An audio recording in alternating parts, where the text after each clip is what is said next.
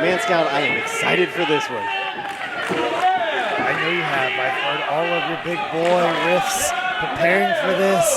You're just going to say this referee is, you know, in the middle of a meat sandwich. You're going to say all kinds of things. Ruin all my fun. Okay, I'll let you have all of your fun, but I'm going to have fun watching this match because this is definitely one of the ones I was looking forward to. We have changed the card up and down, top to bottom, but we have preserved one of our main events here tonight. Brian Cage taking on Jonah. That ring is full of beef, and these colossi are going to collide. It's going to be incredible. We're going to see the true test of a high spots wrestling ring, how well the welds will hold up. I know John Moses personally, the man who welded this ring together. Oh, yeah? So I spoke with him a little bit earlier, and I told him the matchup that was going to be happening in this ring, and he goes, I hope to God this thing holds up and I don't see this ring again. He may have to re-weld a couple of spots after this one. There's a lot of poundage in the ring right now as these two exchange right hands. A kick from Cage and another. Gets the leg up high on that one. Jonah ducks under, goes behind. Jockeying for positions. Now both these men are a bigot, as you referred to them, but there's no confusing one's body type with another. No, they're big beefy boys, but it's a totally different type of mass. As Cage can't move Jonah. Yeah, Cage highly muscular, but at the same time too, could you all show muscles? Yeah, is it vanity muscle or not? I guess we'll find out in this one. I think in the past, Cage has shown that it's not. Exactly. But we haven't seen him here in a while. Who knows? You and I both know that. Maybe an outsider too that may make that mistake. I most certainly will not. I've been in the ring with Brian Cage before, and he gave me just a single backbreaker, and it felt like I had broken a rib for about 2 or 3 weeks. I couldn't breathe properly. The machine will do that to you. He has clotheslined me super hard on the floor of Bojangles Coliseum before. I know that those aren't show muscles, but the question is, if you look at both of these men, who is stronger? That is the question. Who is stronger? But just whoever is stronger isn't going to be the winner of this wrestling. Not necessarily, but Cage there trying to lift up the 345-pounder. Jonah's going to stop at that. It's wild to me how huge both these men are, and there is a 75-pound difference between Cage and Jonah. That is absolutely incredible. Looking at it, you feel like they're roughly about the same. Jonah packed on a lot of mass and threw it all at Brian Cage right there. And Pro Wrestling's best big man. That's what he calls himself. We'll find out if he lives up to that moniker tonight. Well, that's something that he's most certainly declared since his release for World Wrestling Entertainment. He felt that he didn't quite prove the things that he wanted to prove. He did quite a bit there. I believe North American champion. That's right. He did quite a bit. He had a nice little run, but he felt that he was unfairly released. He felt like he had way more to prove. And if anything, he was extremely excited and ecstatic for his release to get out to the people of the world of New Japan Wrestling. The only way he was going to face Brian Cage. Exactly, and the wrestling revolvers. He's getting out there and he wants to take on the best competition that's out there and stake that claim that he made on a day that should have been the worst day of his life and turned it into a day of proclamation of how good he is, not how bad he is. That's how a true athlete looks at things. That you have to remain focused, you have to remain positive. If you get in your head, that simply leads to failure. Absolutely. We're not at that place yet of the main event. Testicle difficulty, but that's a great opportunity for us to talk about the bloodshed and carnage that is to come. Yeah, it's going to be a lot different action than what's going on in the ring right now. Cologne versus Christ 3. I'm just not ready for it. I don't know how you can prepare yourself for this, just to view it, let alone participate in it. As I've said every time we go to the arcade, you see that scaffold in the background. And to tell you what, that last shot they just had was terrifying as well. You had the scaffold looming in the background, and you had Jonah looming over an athlete the caliber of Brian Cage. What's to come? Jonah lifting Cage with ease. Look at this. What power, and dumps Cage to the mat. And tossing him down, coming with a back senton. And a flex, and let me take this opportunity one more time to thank our sponsors, West Coast Designs, Collar and Elbow, Scarlet and Graves, the Rookie Sports Card. I called that over a pin attempt there, sorry about that. Unsuccessful. Neil Frazier Graphics, and finally, SRG Universe. Thank you all. Please show our sponsors some love. Absolutely, especially with the sports cards, which actually, believe it or not, folks, the All Elite Upper Deck cards are in over there.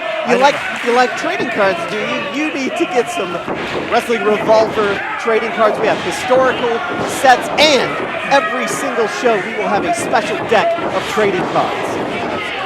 You know you can get an autograph of Jonah and Brian Cage on their cards for this show. What a historic event. Maybe a signature on that. To commemorate this Battle of the Big Men, Battle of the Behemoths.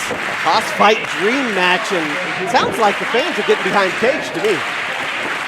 It's a familiar rhythm to their claps. And I actually sat down and had a long conversation on camera with Brian Cage, and we talked about going into lockdown, COVID, and everything else, and the fans not being around in his first match back in front of fans, and hearing that Terminator clap from the crowd, and how emotional that made him. And it's making him emotional right now, because since hearing that, he's really kicked it into high gear. He was taking a lot of offense, but since hearing that Terminator clap chant along from the crowd has really got him back up and back into this contest. The Swolverine, the machine, showing that that's not just vanity muscle. He's got size, strength, and agility. Continues to make his mark in the wrestling world. Jonah not stunned though. Big spine buster! Exclamation on the big. Only 2 on that cover.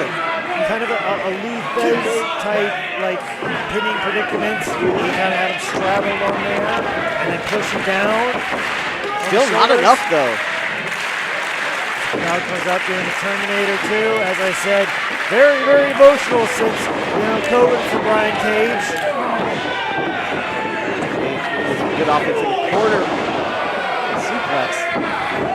Look at the leg. 2. No.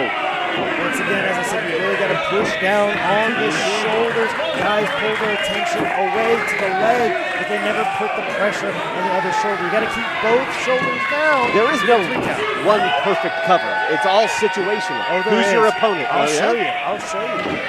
After the show. Oh no, I'll show it on Speedball Mike Bailey. He can pin me anywhere he wants. I'll demonstrate it to him. Okay, just talk to me in that nice accent. I mean, still saying. He kept reversals and reversed himself into a DDT. Dumps Cage right on his head. Cage consistently ranked as one of the top wrestlers in the world since 2015. Facing a huge challenge tonight. Got a handful of tights on that one. Just to get Brian Cage up. It's again only 2. And you saw frustration right there. But he didn't get Brian Cage all the way up. I think what we're going to start seeing is... So one of the advantages of a big man like this, as it gets into the later minutes of a match, picking up a much smaller opponent is considerably still pretty easy. Right. Now, when you're wrestling a fellow boss in Brian Cage, it may be a little bit tougher to get him up as the later stages go in the contest. Acting like a cruiserweight there. That's Brian Cage. And that's maybe what Brian Cage recognizes, that maybe some of my strength and power maneuvers are not going to be done as accurately. And that's why he's taking the air for that elbow and got a very close 2 count. You're seeing a lot more agile, some high-flying maneuvers. Because as I said, Brian Cage may recognize, hey, I might not be able to pick Jonah up like I did in minute 1 in this contest. As we get into minute 2:10 of this contest, I'm losing strength, and I would need it if I was wrestling a regular-sized man, say a Jake Manning, who I can break his ribs at any moment in time. Let alone a 345-pounder. Exactly. Jonah charges in. Super kick. Did nothing to Jonah, though. Discus clothesline into the 2. Now he's got the full pan. Not enough, still. And that time he put his whole body over top of Jonah. But he put the pressure on the arms and the hands. I'm telling you guys, got to put it right on the shoulder. trying to keep the shoulders down. That's true. That's fair enough. I will say it. I will say it till I'm blue in the face. And go back and see my match. And what did I do? I put pressure on the shoulder. What you do? That's what I do. What you do? That's what I do. That match was crazy. This match bringing us Iowa-sized carnage.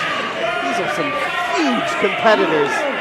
And the ring so far holding up. Holding up. I'm waiting until after this match before I text John Moses. Maybe during intermission we're setting up the scaffold and taking a look at all the welds underneath, make sure everything looks good, everything's official. But probably have to replace some boards, especially after whatever maneuvers coming next. No, you're kidding me. Oh, dear God. Top rope. Those ropes better hold. Jonah! Dear God! That's got to be it.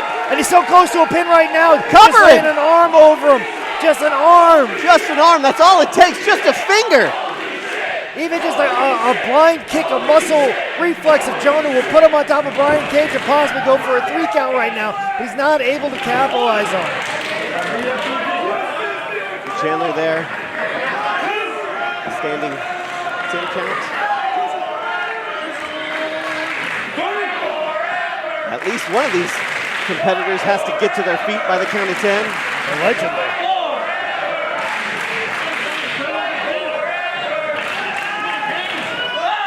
We're at 5. Jonah, first to sit up. You know, Jonah described Cage as a little boy trapped in a man's body. Can you believe that?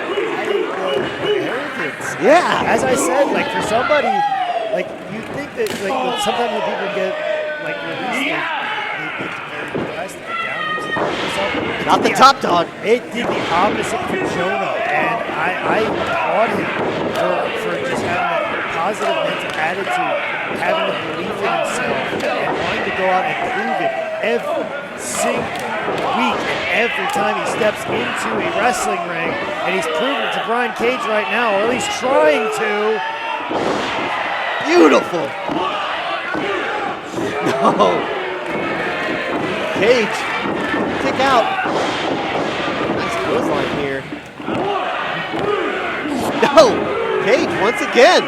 And as we're seeing a lot in a lot of these matches here at Wrestling Revolver, and definitely in the past, you're going to need more than just 1 or 2 maneuvers. You're going to need a bigger boat. You're gonna need a bigger boat, and you're gonna need a solid combination of maneuvers if you want to get something done. Very rarely do you see one maneuver executed and then a pinfall happens. It's usually set up, maneuver, and then we're done. And you see that a lot in a lot of these matches. A lot of these guys just the power bombs that they do. You're gonna have to get a little bit more. You're gonna have to get maybe 2 power bombs. Power bombs roll into a lariat, something along those lines. You gotta put some offense together, much like Brian Cage is right now. Yeah, with some educated feet. Cage landing those kicks, and I don't know what he has in store for Jonah here. Oh, You've got to be kidding me. From the outside in. What strength! Insanity! Here Cage! it is, following up, as I said, big maneuver! Is this it for Cage? Yes! And that's it! Revolver! Ladies and gentlemen, welcome to the show with the tiniest clash and the passions flow. And the rain and fire, the tension's high. Revolver wrestling jump to death, close your eyes. Yeah.